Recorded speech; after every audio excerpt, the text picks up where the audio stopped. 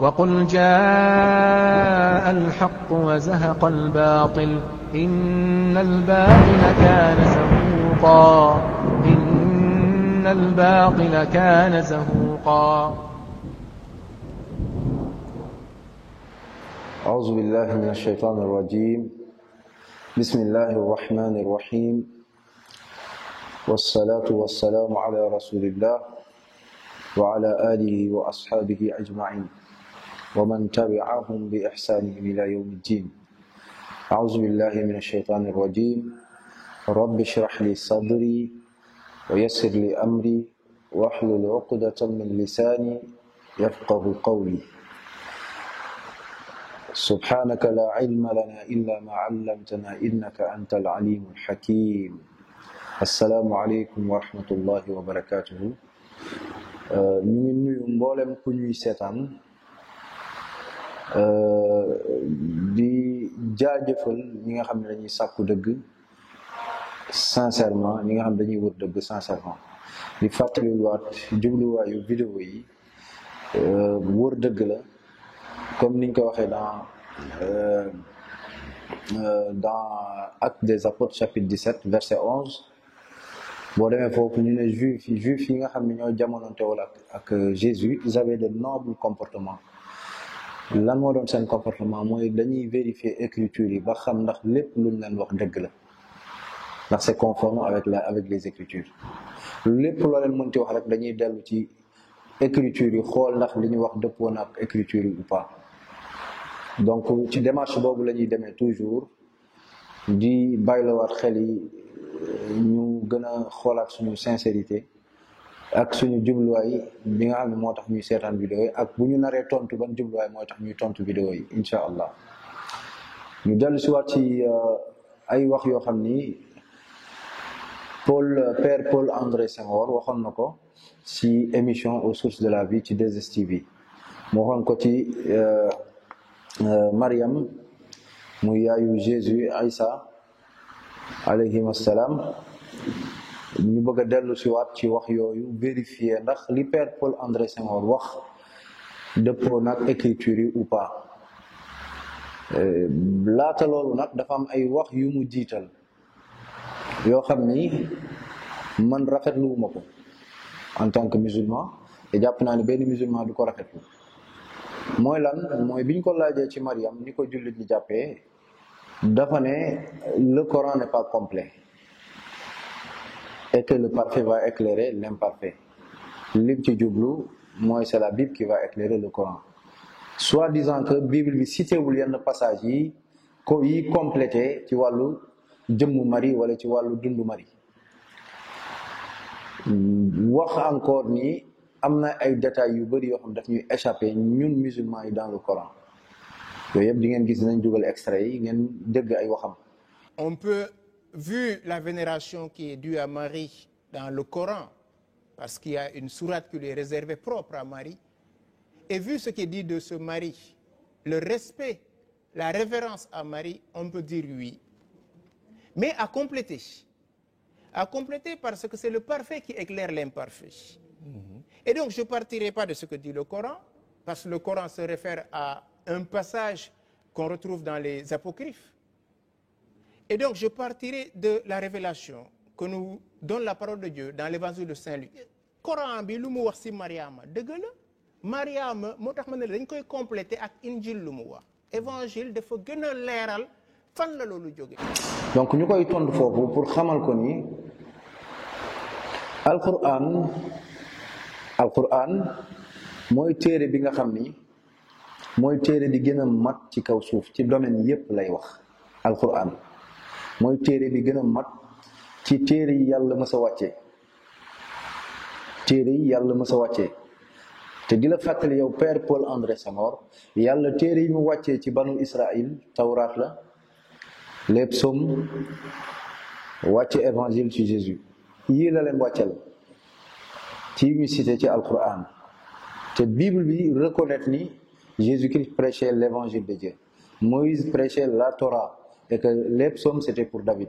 li ci des yëpp ay histoire des rois, histoire des prophètes, yooyu ay histoire la yu historiens yi di nettali. historiens yi di nettali ci dundu waa banu Israël yeneen ya ca des mooy ay waxu Paul ak waxu Pierre ak waxu Jacques ak ñeneen yooyu ay waxu ay boroomi xam-xam ci waa banu Israël mu mel ni da ngaa tudd rek tafsiru Ibn Kathir kooku Ibn Kathir kenn sañ ca taxaw wax ni waxam ay waxyu la ay révélation la déedéet waaye day jëm a expliquer révélation bi yàlla wàcce muy alquran donc boo waxee ni alquran li mu andi ci Marie matul ba pare nga ne sax da ko copier ci livre apocryphe mooy li ma waxoon ci vidéo bi passé mooy loolu ñàkk jox cër jullit ñi la ak ñàkk jox respect alquran waaye ñun incha allah comme ni ñuy yonentu yàlla Muhammad saa salaam yare lépp dañ koy tontu ci sagesse du mbiru xët-xët du mbiru saaga du mbiru mer déedéet waaye dañuy tontu lépp ci xam-xam ak ci yar léegi dañuy vérifier alquran ndax détails yi mu andi yépp ci dundu Marie ak Jésus ndax Bible bi andi na ko su fekkee am na détail bu alquran andi te Bible andi ko kon dangaa war a wax ni yow kon sa Bible aussi am na détails yu bëri yoo xam ne waxu ko ci dundu Jésus ak dundu Marie li jiitu benn wax boo xam ni wax nga ko ma tàmbalee foofu te wax jooju du dëgg boo demee ci Psaume chapitre 5 verset 7 foofu yàlla dafa ne moom il déteste les menteurs moom bëggul wax ñi nga xam ne dañuy wax lu dul dëgg te fii Père Paul André Senghor duma la traiter de menteur mais je dirais que vous avez commis une faute ou bien vous avez commis des erreurs par rapport à cette parole que vous avez avancée en disant quoi que Marie yàlla daf ko tàggu Dieu lui a demandé la permission pour qu'elle porte Jésus-Christ qui est son fils. Père Paul André Senghor lii nga wax ci vidéo bi nga ni Dieu a demandé la permission à Marie yàlla dafa tàggu Marie pour mu ëmb Jésus. Père Paul André Senghor ñu ngi lay laaj ana ban verset dans la Bible nga ñu mën a prouver wala nga andil ñu ko buy wane ni Dieu a demandé la permission à Marie. Loolu c'est la première des choses. Et je pense que c'est un défi que tu ne relèveras jamais parce que ça n'existe pas dans la Bible. Nulle part dans la Bible Dieu a demandé la permission à Marie. Et qu'est-ce qui te le prouve? Qu'est-ce qui nous le montre? Déjà, l'absence du texte. La deuxième chose, c'est le comportement de Marie qui montre qu'elle n'a jamais reçu ou bien elle n'a pas eu la demande d'autorisation pour porter Jésus-Christ. Au contraire, yàlla dafa jël ay décision ñëw daal di ko koy xabaare comme moom dafa nekk ku jébbalul yàlla ku ragal yàlla mu daal di nangu dogalu yàlla waaye tekkiwul ni yàlla da koo tàggu ñëw ne ko dama bëgg nga ëmb Jésus déedéet loolu amul ci Bible bi loolu création de Père Paul André Senghor waaw loolu création la boo xam ne Père Paul André Senghor moo ko créé loolu ça n'existe pas dans la Bible. Et comme je te dis dans Actes des Apôtres chapitre 17 verset 11, les Juifs qui avaient ces nobles comportements vérifiaient toutes les paroles, est-ce que c'était conforme aux Écritures? Et ce que tu as dit là n'existe pas dans les Écritures. Donc ñu xool comportement Marie ndax day wane ni moom yàlla da ko tàggu wala dafa jébbalul woon kàddu yàlla ba nga xam ne lu jóge ci yàlla rek moom day ànd ak loolu te loolu moom mooy doxalinu képp ku gëm yàlla moom la suñu baay Ibrahim alayhi salaam defoon ca jamono ja ko yàlla joxe doom daal di koy laaj doomam mu jébbalul yàlla daal di koy jox yàlla loolu la Mariam daal di répété yàlla daal di ñëw xabaaree ko ni di nga am doom te moom mësul xamante góor mu jaaxle ne waaw yàlla naka lay amee doom man te mësuma see góor yàlla ne ko loolu lu ma décidé la ba pare cela m'est facile su ma bëggee créer mbir dama naan rek na nekk mbir mi daal di nekk quand je décide de créer une chose je dis seulement soit et la chose fut. Nous lire dans l'évangile de Luc chapitre 1 verset 34. On voit là-bas que Marie a douté et ne savait pas que Dieu lui avait déjà réservé un fils miraculeux parce qu'elle était vierge. Elle n'avait jamais consommé le mariage plutôt. Luc chapitre 1 verset 34 dit, Marie dit à l'ange, après que l'ange lui ait dit que, je commence au verset 26, au 6e mois, l'ange Gabriel fut envoyé par Dieu dans une ville de Galilée appelée Nazareth, auprès d'une vierge fiancée à un homme de la maison de David, nommé Joseph. Le nom de la vierge était Marie. L'ange entra chez elle et dit, je te salue, toi qui as à qui une grâce a été faite. Le Seigneur est avec toi, troublé par cette parole. Déglu leen wax ji bu baax. Troublé par cette parole. Ku yàlla di tàggu kooku dina troublé. Koo xam ne yàlla daf koo yëkkati màggal ko ba nga xam ne comme yéen ni ngeen ko màggalee ba yóbbu ko sax foo xam ne yàlla tegu ko fa ba yàlla ñëw di ko tàggu ku ñuy tàggu koy doo troublé. Est-ce que talibé je veux dire benn employé bu nekk ci entreprise dina ñëw di tàggu patron am li ko tàggu pour dem fenn patron bi di tiit? Jamais, puisque c'est le patron, c'est lui qui donne l'autorisation ou pas. C'est juste un exemple terre à terre. Yàlla mooy buur ak boroomu Marie moom moo ko bind moo ko amal, mooy buur ak boroomu Jésus moo ko bind moo ko amal. Amul lu muy tàggu Marie waaye dafa dogal ay dogalam daal di ñëw daal di koy xabaare Marie, yónni ab malaaka bi ñëw daal di koy xabaare Marie. Malaaka bi mu dikkee li mu ko wax mu ne je te salue toi mu daal di koy nuyu mu ne ko yàlla defal na la ab grâce. Le Seigneur est avec toi, yàlla mi ngi ànd ak yow. Marie daal di troublé daal di laaj ci xelam mu ne comment ce que pouvait signifier de tels salusages. C'est-à-dire waa ji li muy wax nii lu muy teg nuyoo façon nuyoo bi. L'ange lui dit ne crains point, bul tiit Marie, car tu as demandé, tu as trouvé grâce devant Dieu. Tu as trouvé grâce devant Dieu. Malaaka bi ne ko bul tiit ndax bi ko malaaka bi nuyoo daa tiit ne ko tu as trouvé grâce mu tiit parce que xamul lu xew. Ki ñu tàgg koy xanaa xam na li xew waaye ku xamul lu xew bañ koy wax ni ba ñu ñëw di ko nuyu ne ko tu as trouvé grâce mu jaaxle troublé tiit kooku wax dëgg yàlla nekkul ku ñu tàgg waaye ku ñuy ñëw di xabaare loo xam ne xamu ko la. Au verset 34 bi mu ko waxee ni tu auras un enfant, Marie daal di koy wax ni comment cela se fera-t-il puisque je ne connais pas d'homme. Ne ko loolu naka lay amee te man aw ma musuma jote góor. Question bi Marie posé day wane ni elle n'était pas au courant de ce qui allait arriver. Moom kon dañ ko xabaare ci xabaar biñ ko xabaar mu troublé mu daal di laaj malaaka bi loolu naka lay amee te man musuma xam góor. Donc du ku ñu tàggu waaye dañ koo yëgal. Léegi comme Marie moom dafa jébbalul yàlla Marie dafa jébbalul yàlla moo tax lépp lu yàlla dogal ci dundam da koy nangu moo tax bi ko malaaka bi yëgalee lan la ci teg li yàlla dogal na ko defee noonu ma ko dogalee. C'est-à-dire moom pare na pour dékku dogalu yàlla. moo tax au verset 38 Marie dit je suis la servante du Seigneur, qu'il me soit fait selon ta parole, et l'ange la quitta. Marie biñ ko xabaaree loolu ba pare mu ne man de ku jébbalul yàlla la na ma yàlla defal li nga xam ni mooy li jóge ci kàddoom mooy li mu wax moom li mu décidé. Donc loolu benn la mooy Marie dafa jébbalul yàlla. ñaareel bi xamul woon lay xew dañ koo xabaaree ba xabaar bi ba mu dikkee ci moom dafa ànd ak tiit waaye nag jullit ak lu mu tiit day delloo jébbalam ci yàlla mu daal di nangu dogalu yàlla.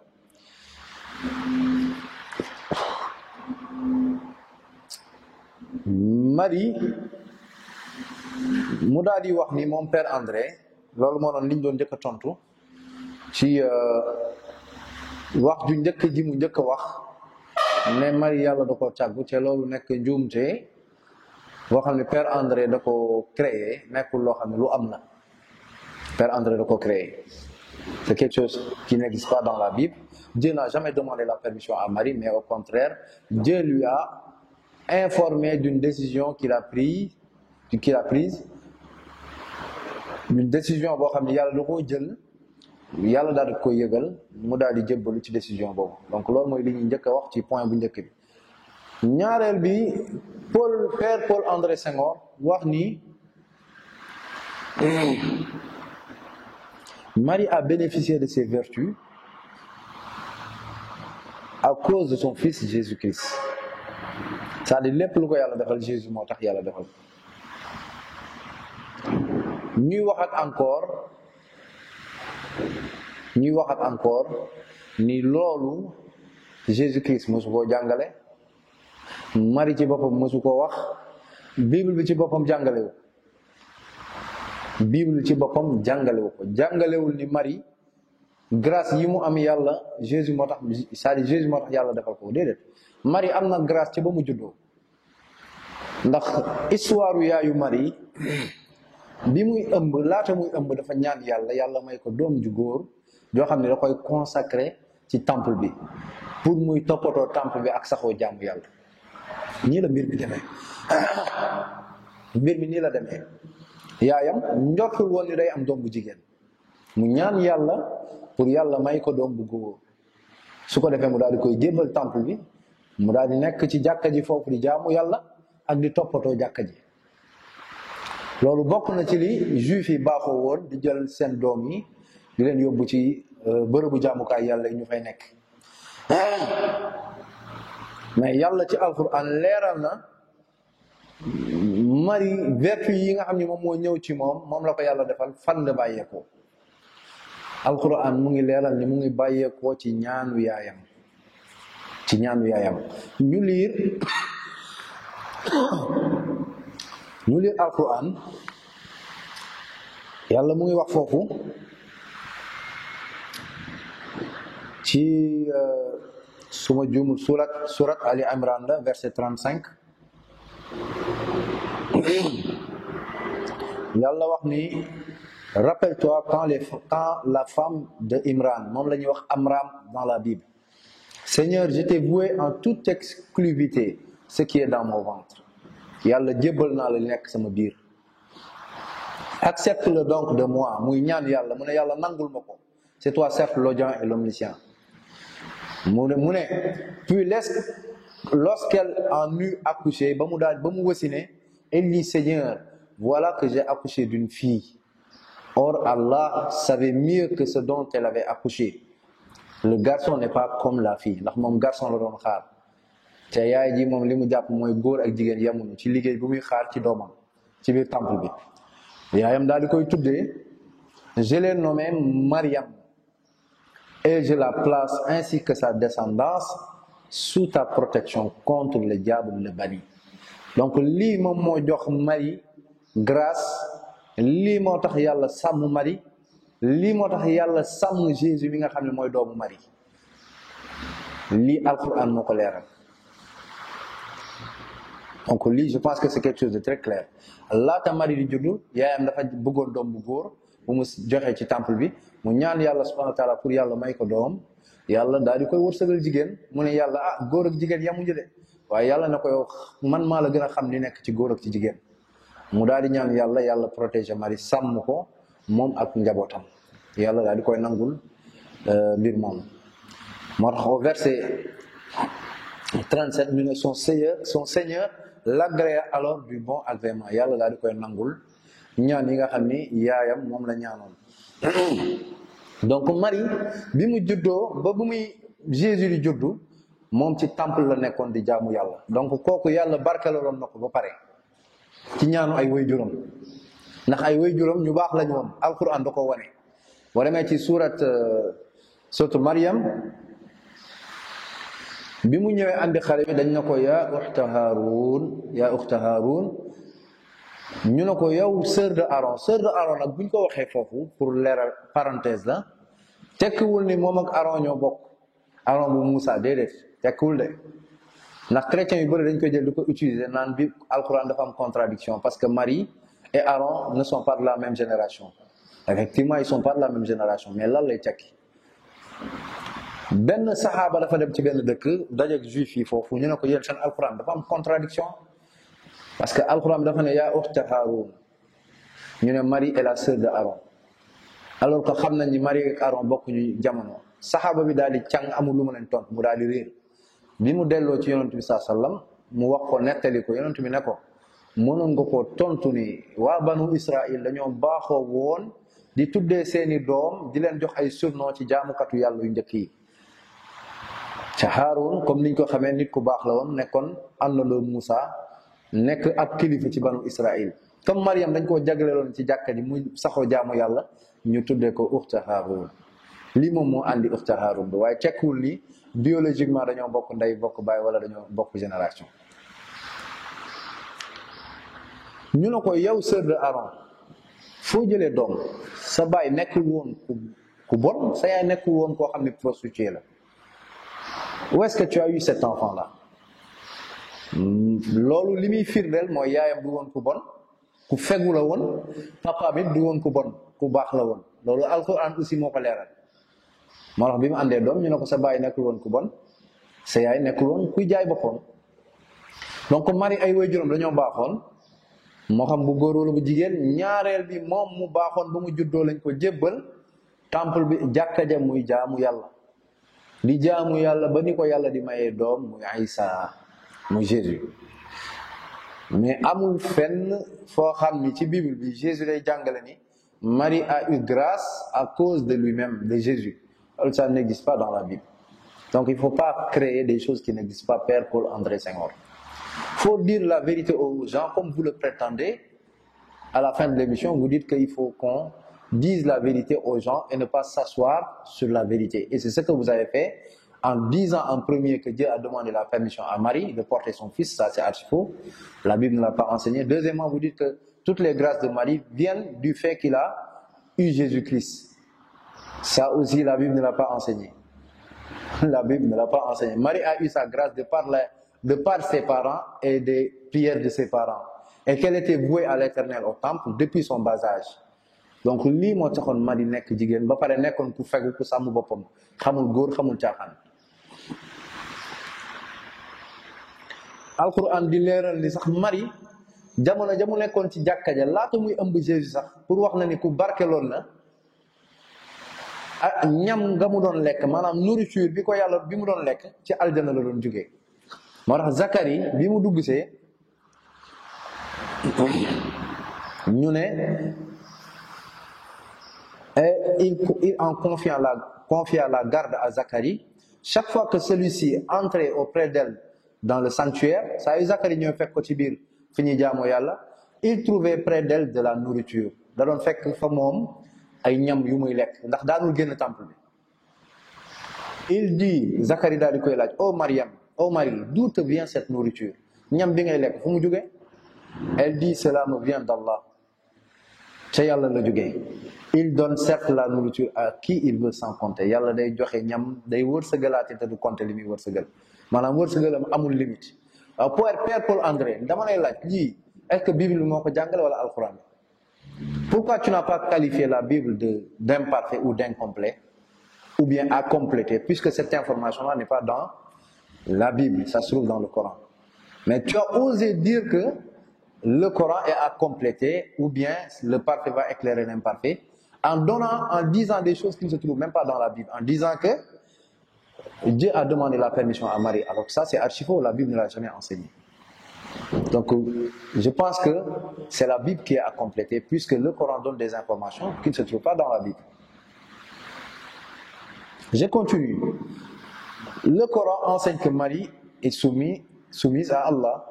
Allah lui dit, oh Mariam, obéis à ton Seigneur, prosterne-toi et incline-toi avec ceux qui s'inclinent. Marie était véridique comme le Coran l'enseigne. Le Messie, fils de Marie, n'était qu'un messager. Des messagers sont passés avant lui. Et sa mère était une véridique. Et tous deux consommaient de la nourriture. Vois comme nous leur expliquons les preuves et puis vois comme ils se détournent. Yàlla bu tax boo gisee mu ne Marie ak Jésus dañ doon lekk ñam mooy kuy lekk ñam xam nañ la suite, la conclusion de la nourriture mooy da ngay dem toilette pour wax leen ni yàlla du lekk du dem toilette parce que nit ñi dañ leen doon ñaan te yàlla rek moo yeyoo ñu koy ñaan, nit kenn du ko ñaan. Loolu dinañ ci ñëw après ci beneen vidéo incha allah pour leeral ñi nga xam ni dañ koy jagleel Marie ci ay jaamu ay ñaan ak yi ñuy jagleel Jésus ci ay ñaan nga xam ni loolu ñoom yeyoo wuñ ko ndax ay jaam nañ, yàlla moom moo yeyoo loolu. yeneen information yoo xam ni mu ngi ci biir Alxuraan te nekkul ci biir Bible bi. Père Paul-André Senghor bi mu ciy wax dafa ne Jésus, les musulmans disent que Jésus a parlé dans le berceau. mu ne mais yàlla mën na lu nekk Donc c'est possible que ça s'est passé comme ça. waaw léegi lu tax parce que xam na ne information boobu nekkul ci Bible bi lu tax ba muy wax ni alquran dañ ko war a compléter waxul ni Bible dañ ko war a compléter ci information bi alquran joxe te muy information bu màgg bu rëy te parmi les plus grands miracles et plus logiques miracles de Jésus-Christ. Et on va faire une petite comparaison entre le premier miracle de Jésus selon la Bible et le premier miracle de Jésus dans le Coran. La naissance de Jésus et l'innocence de Marie. Dans sourate 19, sourate Marie, Allah SWT il dit, mentionne dans le livre, le Coran, Marie. Quand elle se retira de sa famille en un lieu vers l'Orient, elle mit entre elle et eux un voile. Nous lui envoyâmes notre esprit Gabriel, qui se présenta à elle sous la forme d'un homme parfait. Et elle dit, je me réfugie contre toi auprès du tout miséricordieux. Si tu es pieux, ne m'approche point. Marie xamul woon góor daanul jaxasoo ay góor moo tax Jibril bi mu ñëwee yor forme góor dafa muslu yàlla ci moom ne ko bu dee ku baax nga sori ma. Donc j'en profite pour dire aux sœurs et aux chrétiennes de se comporter comme Marie, de se voiler comme Marie et de s'éloigner des hommes comme Marie. Puisqu'il y a beaucoup de chrétiennes qui vivent en concubinage, qui ont des enfants hors mariage, surtout dans le sud. Bu ngeen fa demee ni chrétiens yi mën nañ ànd am ay doom lu yàgg doo ko marié. Mais xool leen jikko yi Marie amoon te lii moom mooy jikko ku dëggu jikko ku baax te lii la alxuraan jàngale daanul jege góor daanul jaxasoo ay góor ba pare da daan muur yaramam bi Jibril ñëw yor forme góor dafa ne ko dafa ñaan yàlla yàlla ma yàlla musal ci yow bu dee ku baax nga sori ma bul ma jege. Jibril daal di koy tontu je suis en fait un messager de ton Seigneur pour te faire don d'un fils pur. Man de ab yonantu la ci sa borom boo xam ne damaa ñëw pour xabaaree la ni di nga am doom bu sell muy Jésus. Marie daal di laaj Jibril ne ko comment aurais-je un fils quand aucun homme ne m'a touché et que je ne suis pas prostituée? Elle dit Seigneur, comment aurais-je un enfant alors qu'aucun homme ne m'a touché? Yàlla daal di wax nag daal di tontu wane sax nu mu bindee Jésus mu ne c'est ainsi dit-il, Allah crée ce qu'il veut. Quand il décide d'une chose, il dit seulement soit et elle est aussitôt. Donc au verset 21, loolu mi ngi nekk ci sourate 3 léegi ci sourate 19 la. Au sourate 19 verset 21, il dit ainsi sera-t-il, cela m'est facile, a dit ton Seigneur. Sa borom nee na lii lu ko yomb la. Et nous ferons de lui un signe pour les gens et une miséricorde de notre part, c'est une affaire déjà décidée. Donc Marie xoolal fii yàlla dafa ne ko c'est une affaire déjà décidée yàlla dafa ñëw pour xabaaree ko ni lii dina am gannaaw moom bi mu yéemoon nan lay amee doom te musul séq ak dara góor. Elle devint donc enceinte mu daal di ëmb daal di sori ay mbokkam léegi boo demee ba fi mu accouché puis elle vient au verset 27 auprès des siens en portant le bébé. Il dit juif yi daal na ko oh Marie, tu as fait une chose monstrueuse. Sœur de Aaron, moi il m'a expliqué ça. Ton père n'était pas un homme de mal et ta mère n'était pas une prostituée. Et il fit alors vers lui le bébé. Il dit, elle fit signe parce que bi muy dem ci ay mbokkam yàlla dafa na ko pour wane kéemtaan bi nekk ci Aïssa ba pare wane ni moom jaayul boppam xale bi ci yàlla lu jóge yàlla daf na ko boo demee ci say mbokk bul wax man dinaa wax loo xale bi mu dem ci ay mbokkam xale mbokkam yi ne ko yow noo def ba am doom moom waxul mu daal di joxañ xale bi ñoom ñu ne ko waa yow kayfa nukallimu man kaana fil mahdi sabiyya naka la ñuy waxee ak xale boo xam ne ci berceau la nekk liir bu tooy xepp. Jésus daal di tontu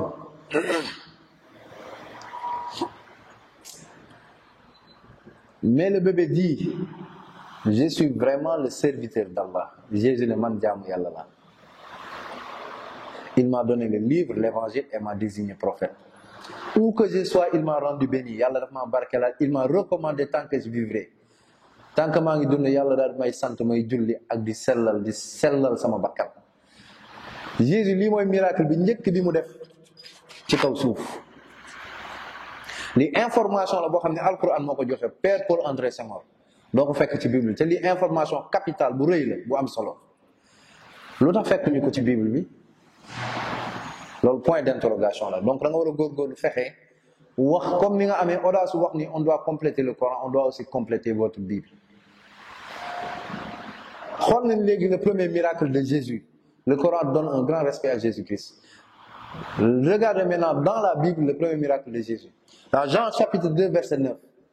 Quand l'ordonnateur du repas eut goûté l'eau changée en vin, dañ ko invité woon ci benn xew vin bi daal di jeex Jésus ñu ne Jésus daal di jël sàngara si soppi ko ndox sàngara la jël ndox mi la jël plutôt soppi ko sàngara te yéen xam ngeen àdduna bi tey musiba yi am ci kaw suuf li ci ëpp sàngara moo koy joxe accident yi ma joxe misaalu France rek wala sax Sénégal sori na crime yu bari nit ñi dañ koy def fekk dañoo naanoon ba màndi fekk dañoo naan ba màndi xam nañ nit koo xam ni tëdd na ak yaayam fekk dafa naan sàngara ba màndi ñu tëdd ak yaayam fii Sénégal ba bi mu retrouver xelam bi ñu ko waxee dafa mujj gàddaay Sénégal ndax gàcce léegi Jésus moom amul lu muy def lu dul koo xam ne yàllaa ko yónni ñu ne ku sell la lu dul jàngal nit ñi nu ñuy naanee sàngara lim njëkk a def ci miracle selon la Bible mooy soppi ndox def ko sàngara. Donc question bi ñuy laaj on va faire avant de poser la question on fait une comparaison entre les deux miracles de Jésus-Christ dans le Coran et dans la Bible.